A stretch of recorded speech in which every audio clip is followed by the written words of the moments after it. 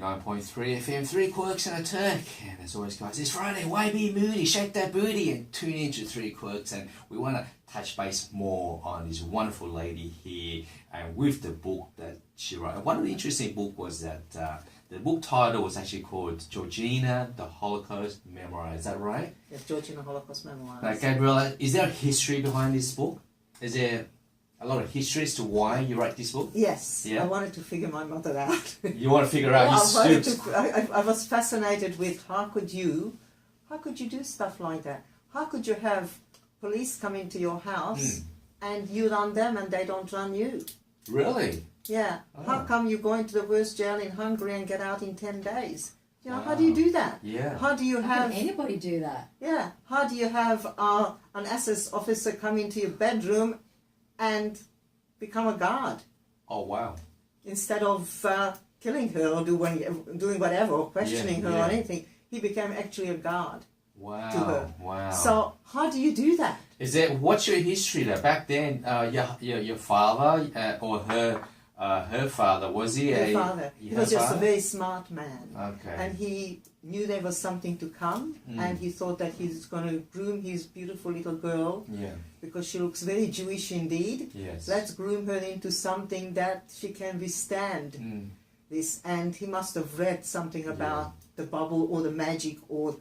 I don't, well, he must have been, because he was very, very smart. He had several degrees and he spoke several languages. Because back then they wouldn't believe in all that stuff, would they? He would have. They wouldn't. He would have. Yeah. He would have. He was very yeah. smart. Exceptionally smart man. Yeah. And this book also touched base on about the war itself, about Hitler, about the Jews and all that. So within a short period of time, let's explain to our listeners what this book covers and what's all about.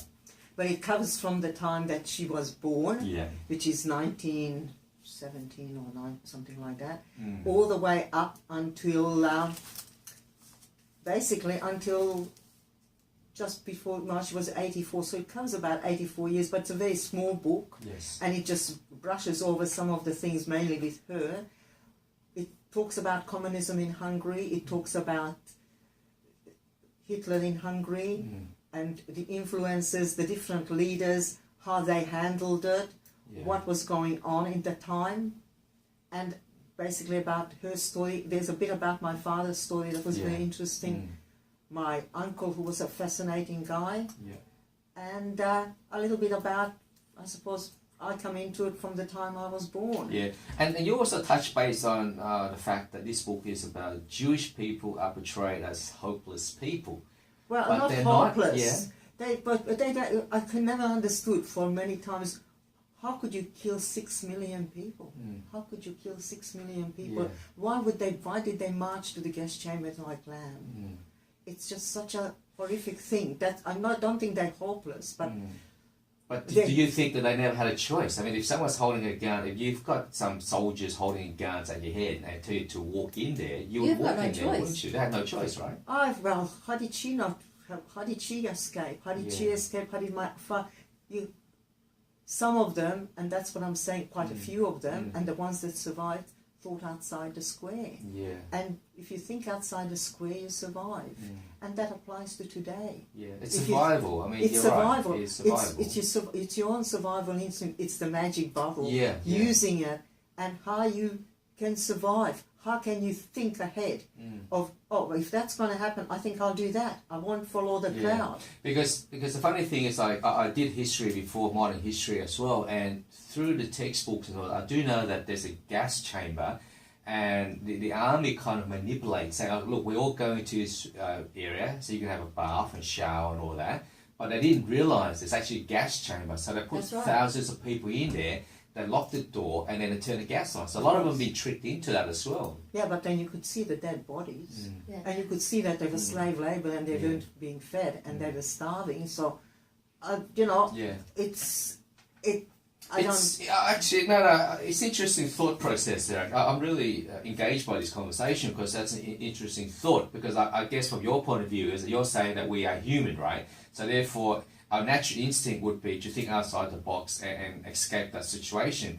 But then I'm trying to think, okay, if I was in that situation, surrounded by armed forces and that, and then I've been Yeah, that's a hard one. I don't know. It's hard to say because okay. I haven't been in that situation. You see, the thing is, your body goes into a situation where life and death, right? Yeah, but this is one of the proverbs that he taught her, which is never ever show fear. If you show fear, a dog will bite you. That's true. It's not that you don't have the fear, but you don't show it. And if you look at quite through history, there was, sorry, I cannot think of the name of the person. Yeah. There was this, he was a Swiss ambassador. He took Jews off the train. He actually wrote them passes. And he was standing on the train station in front of the German guards. They didn't touch him. Later on, yes. Yeah. But a lot of them, if you had the guts and the ability and didn't show fear, you got away with it. And but the thing is, even if you don't show fear and you show them confidence and that you're almost standing up to them, then they would probably just hit you down and beat you down. It's not standing up to them. It's a bit more than that. If you're standing up, then you're creating a wall. You actually, it's a bit more than that, and I've seen that. So the thing is, with fear, people allow fear to take over them. Yes. And they don't know how to control that fear. That's it. Yeah. It's controlling that fear is the trick. Yeah. And I've seen that done with Mum, because I did see it. Is it confidence too that your mum had? It's a confidence. The police were in our house, they were questioning me, and she just walked in, looked at the man and said, "You put that child down." She wasn't angry, she wasn't having a tantrum. She just told him, "You put that child down." And he did. You know, it's not, there's a command in her voice. It's just no animosity. Do you know what I mean? There was nothing there that they could hook onto. It was nothing there. And he just did. Wow, okay. He just reacted. It was just, that's when I started thinking, who is this lady? What is going on? Because I was petrified. How old were you then? About 3 or 4. 3 or 4, but you remember that?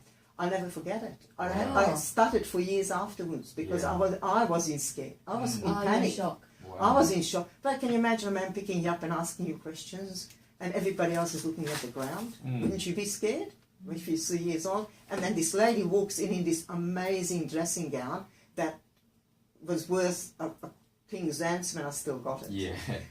And tells the man, "You put her down." And he does. Without, like, he could have got a gun and shot us all. That's right, There was no, but why didn't he? Yeah, that's interesting. And what was the feedback from this book? Because I know that there's a large Jewish community in Sydney, and also there's a lot of Hungarian community. So what was the feedback from these two community groups? Some of them, the older people, are not very happy with it. The people that like being a victim, and I'll be very honest about this, people that want to be a victim and want to say, "Look at me, look, feel sorry for me," they don't like it. But people that think, "Oh, there's something in this," they love it. And obviously they love it because it's a bestseller for the last 5 years. And I'm selling 3 or 4 books a day. Well, it's definitely another look at the war story from another perspective, isn't it? Yes. And I guess in many ways this is kind of a positive spin to the worst situation that happened in World War II. Yes. And I guess in many ways, what you're trying to do now is getting the words out there about this book and what you can achieve to overcome that. Is that correct? Yes. And one of your motto is that to be inspired to overcome your own adversity. I like that. That's really good. But that's what I am. That's what I want to do. I want to inspire people that they can overcome their own adversities, not to show the fear, even if you have it. It doesn't matter if you're absolutely petrified. You don't have to show it. Yeah. That's another way to look at it. Is it right, Phil? It is definitely one way to look at it. But we all have to have a understanding what adversity means. Yes. And it's about when you hit the ground, the universe knocks you down, how do you get back up? And it's that strength to getting back up. And your mother has a lot of courage, a lot of bravery. I can feel that, especially just hearing that. It will be a very inspirational book to read because it's a true story. It's based on a true story. It is. If it's a true story, it can be checked out. It is. Every part of that book is true. Do you have pictures in those books? Yes, you do. There's pictures in it. Okay. There's photos of her, and there's some weird stuff she's done. Honestly, in the end, weird. Towards the end of her life, she just played a game with her because she knew she could win. Wow! It was just the most craziest stuff that she pulled off because she knew she'd win. Wow. Folks, you're listening to 89.3 PM with 3 quirks and 2. That's an interesting story, right, folks? But for now, chain smokers, let's take a selfie.